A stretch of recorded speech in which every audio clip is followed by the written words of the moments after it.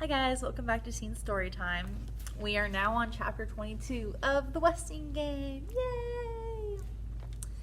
It is beginning to come to its conclusion. The heirs are about to go back into the Westing house and submit all their clues and see who's won and let's see who's lost and let's just see what the heck is going on, right? Chapter 22, Losers, Winners. Saturday morning, a new message was posted in the elevator. I, Turtle Wexler, confess to those 4 bombs. I'm sorry, it was a dumb thing to do and I won't do it again. But I am not the burglar and I never murdered anybody, ever. Your friend, Turtle. P.S. To make up for scaring you, I will treat everybody here to an exquisite Chinese cuisine dinner when I win the inheritance. Poor Grace, Mr. Hu said. One daughter almost killed, the other one a bomber. Smart aleck kid. First she blows up my kitchen, then she advertises my cuisine. Win the inheritance? Ha! Maybe I'm lucky my son is a dumb jock. Boom, Madam Hu said happily. She knew where they were going. Always on the day when Doug ate 6 eggs for breakfast, he ran around and around a big track and people clapped and gave him a shiny medal. Doug was so proud of his medals. She would never take them, not even the gold one, not even if it took her 2 more years to pay to go back to China. No, she would never take Doug's medals, and she would never sell that wonderful clock with the mouse who wears gloves and points to the time. You must be out of your mind, Jake Wexler. Go to the track meet with all those people pointing at me, snickering, saying, look, there she is, the mother of Cain and Abel. I'm not even sure I have the nerve to show my face at the Westing house tonight. Come on, Gracie, it'll do you good, the podiatrist urged his reluctant wife down the 3rd floor hall. Stop thinking about yourself for a change and think how poor Turtle must feel. Don't ever mention that child to me again, not after what she did to Angela. I never told you this, Jake, but I've always had a sinking sensation that the hospital mixed up the babies when Turtle was born. It's no wonder she wanted to blow us all up. Grace's despair exploded into anger. Oh, I get it. You're putting the blame on me. If you had given her a good talking about kicking people when I asked, she might not have ended up a common criminal. Whatever became of the fun-loving woman I married? What was her name? Gracie Winclopple? Gracie quickly looked around to see if anyone had overheard that ugly name, but they were in the elevator alone. Oh, I know what people think, she complained. Poor Jake Wexler, a good guy, everybody's friend, married to that uppity would-be decorator. Well, Angela's not going to have to skimp and save to make ends meet. She's going to marry a real doctor. I'll see to that. Sure you will, Grace. You'll see that Angela doesn't marry a loser like her father. A real doctor, she says. But when he went to school, it was different. He could have gone back, taken more courses, but he was married by then, a father. Oh, who's kidding? Gracie's right, he is a loser. Next time she'll mention having to give up her family because she married a Jew. No, she never brings that up. Grace, with all her faults, would never do that. The elevator door opened to the lobby. Grace turned to her silent, sad-eyed husband, the loser. Oh, Jake, what's happening to us? What's happening to me? Maybe they're right. Maybe I'm not a nice person. Jake pressed the closed door button and took his sobbing wife into his arms. It's all right, Gracie. We're going home. The doors opened on the 2nd floor. Mom! What's the matter with her, Daddy? She's crying. I'm sorry, it was just a few fireworks. If her mother ever found out who the real bomber was, she'd really go to pieces. Turtle looked even more like a turtle today, with her sad little face peering out of the kerchief tied under her small chin. Let go of the door, Turtle, Jake said, and have a good time at the track meet. You too, Mrs. Baumbach. Track meet? They weren't going to the track meet, and they sure were not going to have a good time. Grace was still sobbing on Jake's shoulder as he led her into the apartment. Mother, what's the matter? What's wrong with her, Dad? Nothing, Angela. Your mother's just having a good cry. Why don't you and Miss Pulaski leave us alone for a while? Come, Angela, Sidel said, prodding her with the tip of her mismatched crutches. We have some painting to do. Angela looked back at the embracing couple. Her father's face was buried in her weeping mother's tousled hair. They had not asked how she had got home from the hospital. By taxi. They had not asked if she was still in pain. Not much. They had not even peeked under the bandage to see if a scar was forming on her cheek. There was. Angela was on her own. Well, that's what she wanted, wasn't it? Yes, it was. She uttered a short laugh, and her hand flew up to the pain in her face. Do I look funny or something? No, I wasn't laughing at you, Sidel. I'd never laugh at you. It's just that suddenly everything seemed all right. It's all right. All right, her partner replied, unlocking the 4 locks to her apartment door. Tonight's the night we're going to win it all. Were they? The will said look for a name. They had a song, not a name. Oh, beautiful for spacious skies, Sidel began to sing, for purple waves of grain. Not purple, Angela corrected her. Amber, for amber waves of grain. Amber! Judge Ford paced the floor. Tonight Sam Westing would wreak his revenge unless she could prevent it. If she was right, the person in danger was the former Mrs. Westing. And if Turtle was right about the wax dummy, Sam Westing himself might be there to watch the fun. There was a knock on her door. The judge was surprised to see Denton Deere, even more surprised when he wheeled Chris Theodorakis into her apartment. Hello, Judge. Everybody else in the business is going to the track meet, it seems. I passed Sandy out on the way out, and he said you wouldn't mind having Chris for part of the afternoon. I've got to get back to the hospital. Hello, Judge Ford. Chris held out a steady hand, which the judge shook. You're looking well, Chris. The medicine helped a lot. It's a big step forward, the intern said. Wrong word. The kid may never leave the wheelchair. An even more effective medication is now in the developmental stage. That sounded pompous. Well, so long, Chris. See you tonight. Thanks, Judge. He knows a lot of big words, Chris said. He certainly does, Judge Ford replied. What was she going to do with this boy here? She had so much to think about, so much to plan. You can work. I'll bird watch, Chris offered, wheeling to the window, his binoculars banging against his thin chest. Good idea. The judge returned to her desk and studied the newspaper clippings. Mrs. Westing, a tall, thin woman. She may no longer be thin, but she would still be tall, about 60 years old. If Sam Westing's former wife was one of the heirs, she had to be Crow. Look! Chris shouted, startling the judge into dropping her files to the floor. She rushed to his side, thinking he needed help. Look up there, Judge. Isn't it beautiful? High in the sky, a V of geese was flying south. Yes, it was a beautiful sight. Those are geese, the judge explained.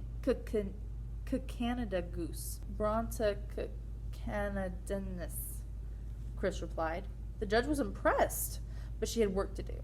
Stooping to gather the dropped clippings, she was confronted by the face of Sam Westing. The photo had been taken 15 years ago. Those piercing eyes, the Van Dyke beard, the short-beaked nose, like a turtle's. The wax dummy in the coffin had been molded into the former image of Sam Westing as he had looked 15 years ago. Not as he looked now. She searched the folder. No recent photographs, no hospital records, no death certificate, just the accident report from the State Highway Police. Dr. Sidney Sykes suffered a crushed leg, and Samuel W. Westing had severe facial injuries. Facial injuries. It was the face that had disappeared 15 years ago, not the man. Westing had a different face, a face remolded by plastic surgery. A different face and a different name. Now what? Her gaze rested on her charge at the window. Feeling her eyes, Chris turned around. The boy has a nice smile. I hope you are better at filling cavities than making false teeth, Turtle said, gripping the arms of the dentist's chair. In a glass cabinet against the wall, 3 rows of dentures grinned at her with crooked teeth, overlapping teeth, and notched teeth. Those faults are what makes the dentures look real. Those faults are what makes the dentures look real, the dentist explained. Nothing in nature is quite perfect, you know. Now, open your mouth wide. Wider. Ow! Turtle screamed before the probe touched the tooth. Just relax, young lady. I'll tell you when to say ow. Turtle tried to think about other things. False teeth, buck teeth. The rotten buck-toothed Barney Northrop stopped by this morning to tell the Wexlers they would have to pay for all the damage done by the bombs. Barney Northrop had called her parents irresponsible and had called her something worse. Much worse. He was sure surprised by that kick. It was her hardest one ever. Now you can say, ow! The dentist unclipped the towel from her shoulder. Turtle passed her tongue over the drilled tooth. She had not felt a thing, but the real pain was yet to come. Flora Bombach was taking her to the beauty parlor to have her singed hair cut off. College teams from 5 states competed in the first indoor track meet of the season. The big event in the mile run was won by a high school senior. "That's my boy! That's my Doug!" Mr. Who shouted, one voice among thousands cheering for the youngster on his victory lap. Cameras flashed as Doug posed, smiling broadly, index fingers high in the air. "I owe it all to my dad," he told reporters, and cameras flashed again as Doug Who flung an arm around the proud Mr. Who. "Just wait until the next Olympics," the inventor thought. "With Doug's feet and my inner souls, he'll run them all to the ground." Later that evening, Madame Who, chattering in unintelligible Chinese, made it known that she wanted Doug to wear his prize to the Westinghouse. Standing on tiptoe, she placed the ribbon over his bent head and patted the shiny gold medal in place on his chest. "Good boy," she said in English. A saddened Sandy returned to apartment 4D. "Hi, Chris. Did you talk to him, Judge?" "Talk to whom?" "Barney Northrop. He was waiting at the front door when I got back from the track meet, mad as a wet cat.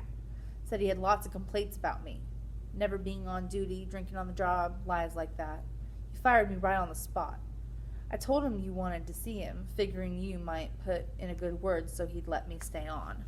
"No, Mr. McSuthers, I'm sorry, but I haven't seen Barney Northrop since I rented this apartment." Barney Northrop. Was that Mr. Westing's disguise? False buck teeth, slick back wig, pasted on mustache? "Well, it's not the first time I got fired for no cause." The dejected doorman blew his nose loudly into a Westing man-sized hanky. "Hey, Chris, bet you don't know the Latin name for a red-headed woodpecker." That was a hard one. Chris had to say Melanurpus erythrocephalius very slowly. I can't even say it. "Some smart kid, hey, Judge?" "Chris, the judge and I have a little business to discuss. Excuse us for a minute?" Judge Ford joined the doorman in the kitchen. "Our game plan is this, Mr. McSuthers. We give no answer. No answer at all. Our duty is to protect Westing's ex-wife." "Crow?" Sandy guessed. "That's right." "There's something else that's been bothering me, Judge. I know it sounds crazy, but, well, I found out Otis Amber doesn't live in the grocer's basement, and he's not as dumb as he pretends. He's a snoop and a troublemaker, and I don't think he is who he says he is." "And who do you think Otis Amber is?" the judge said. "Sam Westing." Judge Ford leaned against the sink and pressed her head into the cabinet. If Sandy was correct, she had played right into the man's hands. Sam Westing's hands. "Come on, Crow, you always get like that. Oh, come on, Crow, you always like to get there early to open the door for people." Crow had stopped in the middle of the steep road to stare up at the Westing house. "I've got a funny feeling that something evil is waiting for me up there, Otis. It's a bad house, full of misery and sin. He's still there, you know. Sam Westing is dead and buried. Come on, if we don't go, we gotta give the money back, and we already spent it on the soup kitchen." "I feel his presence, Otis. He's looking for a murderer. Violet's murderer. Stop scaring yourself with crazy notions. You sound like you're on the bottle again." Crow strode ahead. "I didn't mean that, Crow, honest. Look up there at the moon. Isn't it romantic?" "Somebody's in real danger, Otis, and I think it's me." Chapter 23. Strange Answers. Lawyer Plum was there in one pair of airs when Otis Amber danced into the game room. "Hee hee hee! The turtle's lost its tail, I see." Turtle slumped low in her chair. Flora Bombach thought the short, sleek haircut was adorable, especially the way it swept forward over her little chin, but Turtle did not want to look adorable. She wanted to look mean. The dressmaker fumbled past the wad of money in her handbag. "Here, Alice, I thought you might like to see this." Turtle glanced at the old snapshot. "It's Baba, all right, except younger. Same dumb smile." Suddenly, she sat upright. "That's my daughter Rosalie," Flora Bombach said. "She must have been 9 or 10 when that picture was taken." Rosalie was squat and square and squinty. Her protruding tongue was too large for her mouth, her head lolled to one side. "I think I would have liked her, Baba," Turtle said. "Rosalie looks like she was a very happy person. She must have been nice to have around." Thump, thump, thump, thump. "Here come the victims," Sidell Plasky announced. Angela greeted her sister with a wave of her crimson-streaked healing hand. Turtle had convinced her not to confess. It would mean a criminal record, it would kill their mother, and no one would believe her anyhow. I like your haircut. Thanks, Turtle replied. Now Angela had to love her forever. Most of the heirs had to comment on Turtle's hair. You look like a real businesswoman, Sandy said.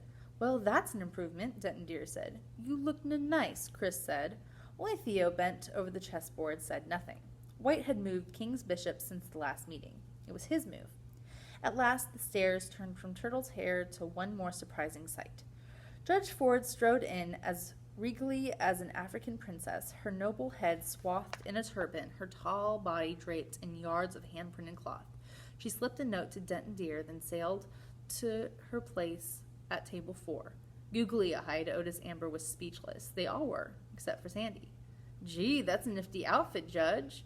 Is that what you call ethnic? The judge did not reply. Applaud, the local hero has arrived! Doug raised his arms, pointing his index finger to the flanking gilt ceiling in the I'm number 1 sign, and acknowledged the clapping with a victory lap around the room. Here come the Wexlers, Mr. Who remarked, seating his puzzled wife at table 1. Turtle exchanged an anxious glance with Angela. The last time they saw their mother, she was crying her head off. Now the tears were gone from her bleary eyes, but she was staggering, giggling. Her hair was a mess. Oh no. Sorry we're late, Jake apologized. We lost track of time. They had been clinking wine glasses in a small cafe, the cafe they used to go to before they were married, toasting good times. They had many good times together, many good memories shared, it seems. 3 big wine bottles full. Happy Grace waved at the heirs. She felt so wonderful, so overflowing with love for Jake, for everybody. Hi, Mom, Turtle called. Grace blinked at the young, short-haired girl. Who's that? Jake greeted his partner with a, How are you this fine day? Doug Wynne, replied Madame Who. Having opened the door to the last of the heirs, a tense and troubled Crow took her seat next to Otis Amber. Ghost threatened, she waited for the unseen. Hey, lawyer, can we open these? Otis Amber shouted, waving an envelope. A similar envelope lay on each table. His forehead creased with uncertainty. Ed Plum fumbled through his papers. I guess so, was his opinion. Cheers erupted as the heirs withdrew the checks. Again, Judge Ford signed her name to the $10,000 check and handed it to the doorman. Here you are, Mr. McSuthers. This should tide you over until you find another job. Sandy's heartfelt thanks were muffled by Sidel Pulaski's loud shh, shh. Grace Wexler mimicked, dropped her head into her crossed arms on the table, and fell asleep to the sound of the lawyer's throat-clearing coughs. 12th. Welcome again to the Westinghouse. By now you have received a second check for $10,000. Before the day is done, you may have one more. Much more.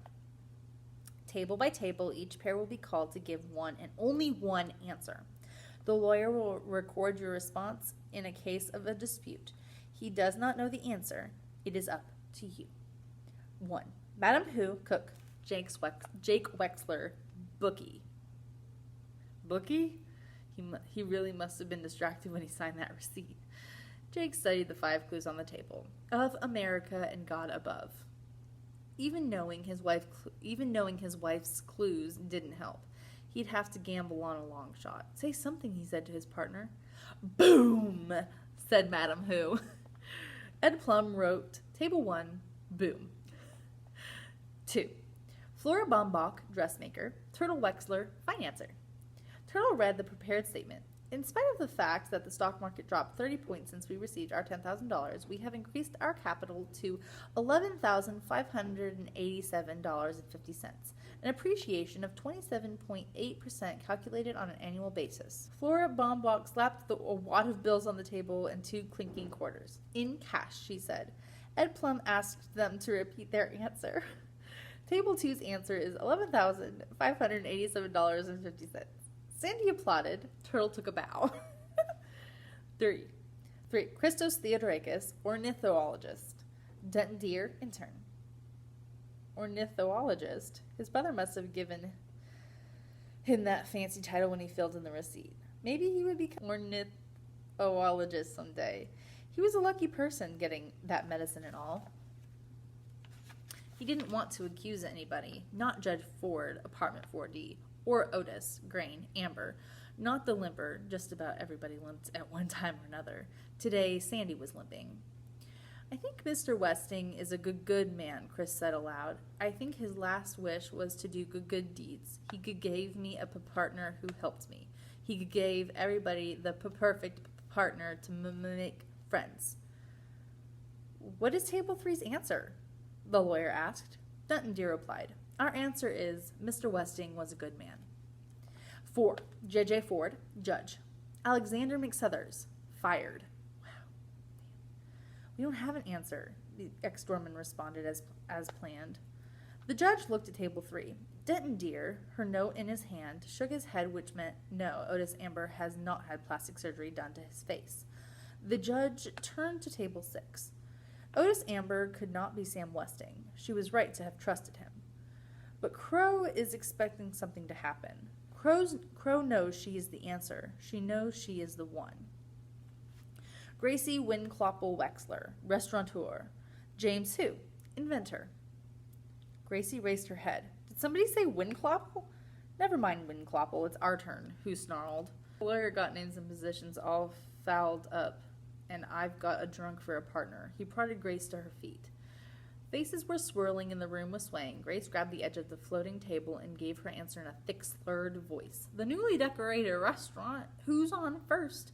The Eatery of Athletes and will hold its grand reopening on Sunday. Specialty of the day, fruited sea bass on purple waves. Grace sat down where the chair wasn't. Turtle gasped. Angela looked away and the airs tittered as Jake helped his wife up from the floor. What is Table 5's answer, please? The lawyer pressed. Ed Plum. Mr. Who. Said Mr. Who. Yes, sir? That's our answer. Ed Plum. Oh. Bertha Erica Crow. Mother. Otis Amber. Deliverer. Mother? Did I write mother? Crow mumbled. Is that your answer? Ed Plum asked. I don't know, Otis Amber replied. Is mother our answer, Crow? He could have sworn she again signed the receipt, Good Salvation Soup Kitchen. Oh, Crow repeated, mother. And that's what the lawyer wrote down. Douglas Who, champ. Theo Theodorakis, writer. Are there clues? A chemical formula for an explosive with the letters O-T-I-S. Doug, basking glory, didn't care. Theo stood, turned to the man he was about to accuse and saw the scene in the soup kitchen.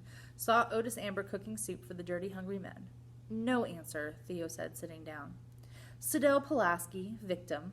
Angela Wexler, person. Sidell was dressed for the occasion in red and white stripes. Leaning on crutches decorated with white stars on a field of blue to match the cast on her ankle, she hummed into a pitch pipe and began to sing, one note above the pitch she played.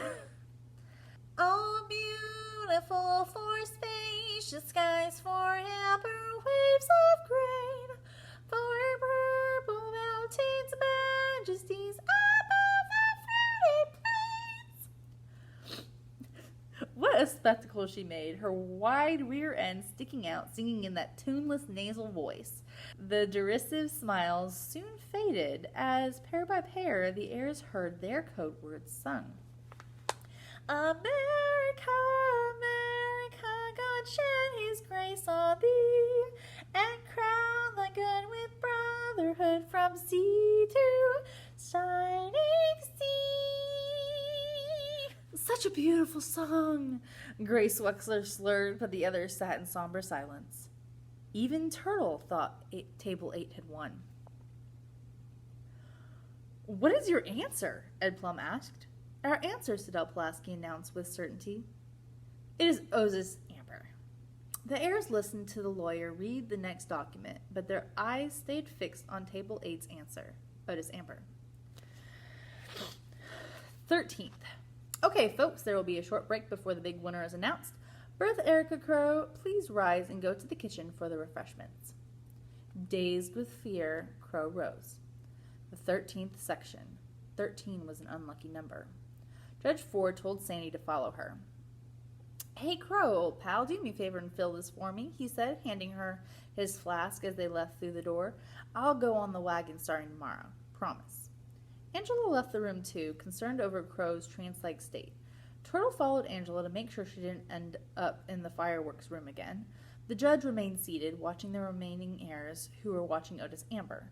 The delivery boy had had enough of their suspicions. He swept a pointed finger across the range, imitating the sound of a machine gun.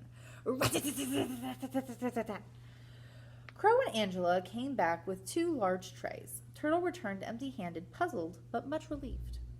The judge joined Denton Deer and Chris at table 3, bringing a plate of small cakes with her. None of the heirs have had plastic surgery as far as I can tell, the intern remarked. But your partner sure could have used some.